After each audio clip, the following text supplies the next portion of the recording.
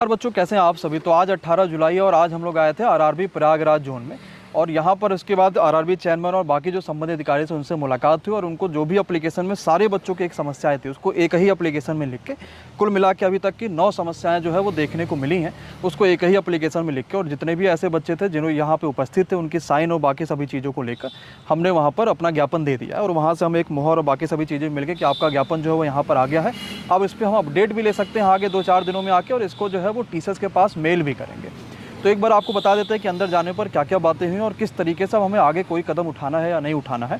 तो उन्होंने बताया कि सर ऑलरेडी क्या था कि जब 15 तारीख को साइको की समस्याओं को लेकर बात हो रही थी, तो इन्हें क्योंकि खबर होती है, क्योंकि आरआरबी मुंबई जो पेपर करा रहा है, तो कहीं ना कहीं सारे आरआरबी उस पर ध्यान रखते हैं कि हमारे जोन में क्या चल रहा है, किस तरीके से चल रहा है। जैसे पेपर को लेकर लीक या बाकी जो दिक्कतें आने लगी थी, तो कहीं ना कहीं बच्चा हमें भी आरआरबी इलाहाबाद को लेकर या यहाँ फ़ोन मिलाने लगता है कि सर हमारे में ये दिक्कत आ रही है। तो ये खबर मिल गई थी। तो ये बात जब ऊपर तक पहुँचती है, तो जब रेलवे का जो मेन नोडल एजेंसी इस बार का वो मुंबई है, जो एएलपी का और बाकी पेपर को इस बार देख रहा है,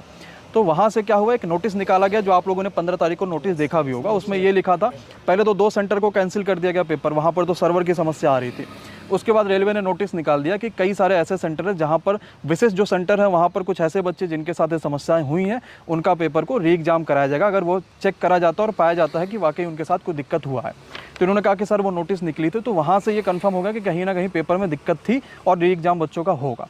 इसके बाद फिर जैसे पटना में चीज़ें आपको देखने को मिली और हर जोन में बच्चा जा रहा है तो ज्ञापन वहाँ पर दे रहा है, तो वहाँ तक वो बातें पहुँच रही हैं। लेकिन अगर कोई बच्चा अकेले जा रहा है तो शायद वो मुलाकात नहीं हो पा रही, तो किसी भी संबंधित अधिकारी से, और बाहरी नोटिस लेके बच्चों को वापस शायद करा जा रहा था।